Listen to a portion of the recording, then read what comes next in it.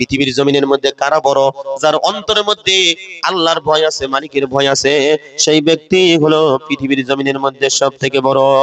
বাবাজিরা আমার, হতে পারেন আপনি কুলি, হতে পারেন আপনি মজুর, হতে পারেন আপনি টমটম চালক, হতে পারেন আপনি টোটো চালক, যদি আপনার অন্তরের মধ্যে মালিকের ভয় আছে, আল্লাহর ভয় আছে, এই পৃথিবীর জমিনের মধ্যে সবার থেকে আল্লাহর কাছে আপনি বড়। একটু জোরে জোরে বলা যায় কিনা সুবহানাল্লাহ। হযরত আলী রাদিয়াল্লাহু তাআলা আনহু খোলাফায়ে রাশিদিনদের মধ্যে একজন সাহাবী ছিলেন, আপনারা নাম শুনেছেন। হযরত কি নাম বললাম? আলী কাররামাল্লাহু ওয়াজহু। আমার ভাইরা, খুব মেধাবী ছিলেন, খুব চালাক ছিলেন, খুব চতুর ছিলেন। ওনাকে প্রশ্ন করা হলো, হুজুর আপনি ওযু করেছেন?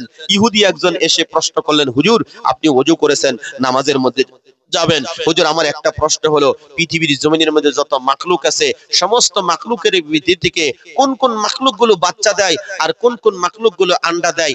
একটা কথায় জবাব দিয়ে তারপরে মসজিদে যান। প্রশ্নটা কঠিন না সহজ? কথা কয় না, কঠিন না সহজ? কঠিন প্রশ্ন, এক কথায় জবাব দিতে হবে। আমার বন্ধুগণ, হযরত আলী রাদিয়াল্লাহু তাআলা আনহু চোখ বন্ধ করলেন, চক্ষু খুললেন। আমার বন্ধুগণ, ইহুদিকে বলে দিলেন, পৃথিবীর জমিনের মধ্যে যত প্রাণী আমার আল্লাহ পাক রব্বুল আলামিন সৃষ্টি করেছে, যাদের কানগুলো বাহিরে তারা বাচ্চা দেয়, আর যাদের কানগুলো ভিতরে তারা ডিম দেয়, আন্ডা দেয়, কনি দেয়। জোরে কোন সুবহানাল্লাহ। এক কথায় জবাব দিয়ে দিছে। আমার ভাইরা, হযরত আলী রাদিয়াল্লাহু তাআলা আনহু এত মেধাবী ছিলেন, এত জ্ঞানী ছিলেন, এক কথায় উনি জবাব দিয়ে দিয়েছেন।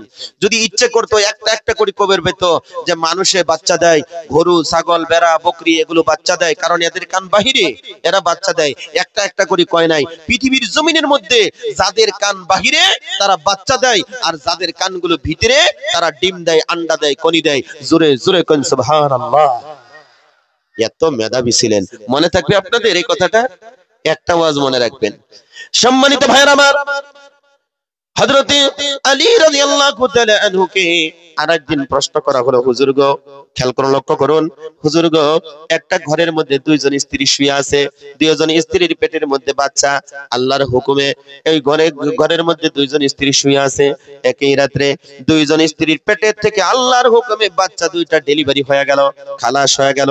এবার একজন স্ত্রীর গর্ভের থেকে ছেলে জন্মগ্রহণ করেছে, আর একজনের পেটের থেকে মেয়ে জন্মগ্রহণ করেছে। এবার কোনটা কার? তাদের মধ্যে ভেজাল লেগে গেছে, মুসাব্বা লেগে গেছে। আমার বন্ধুগণ, তারা ধরতে পারতেছে না।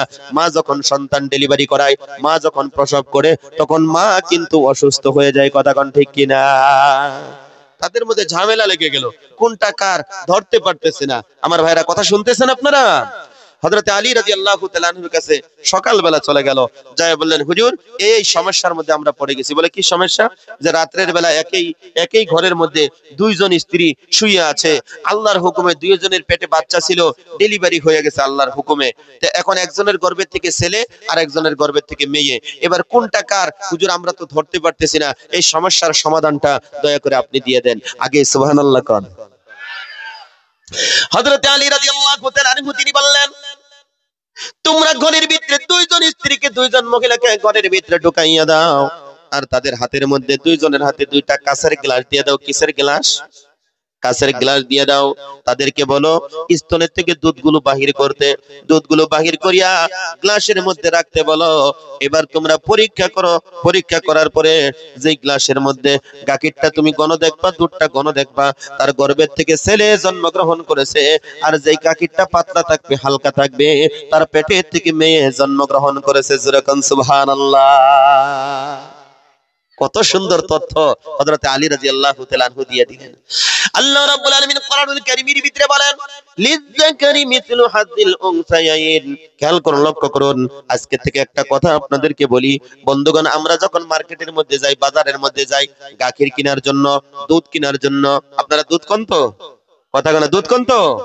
রমজান মাস সামনে আসতেছে, গাখীর কেনার জন্য যাবেন, দুধ কেনার জন্য যাবেন, যাই আব্দুর রহিম আব্দুল সাত্তারকে আপনারা দোষারোপ করবেন, বলে তোর গাখীর আমি কিনবেন নই, তোর দুধ আমি কিনবেন নই, বলে কে তুই পানি মারিস। কথা কোন ঠিক কিনা?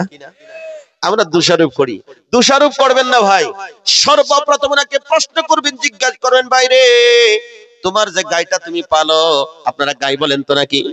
গাইটা যে পালো, এই গায়ের পেটের থেকে বহন বাছুর জন্মগ্রহণ করেছে না হাড় বাছুর জন্মগ্রহণ করেছে?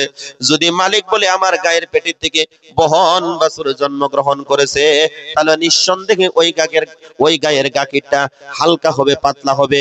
আর যদি হাড় বাছুর জন্মগ্রহণ করে, নিঃসন্দেহে ওই গায়ের গাকিরটা ঘন হবে, দুধটা ঘন হবে। জোরে জোরে কোন সুবহানাল্লাহ।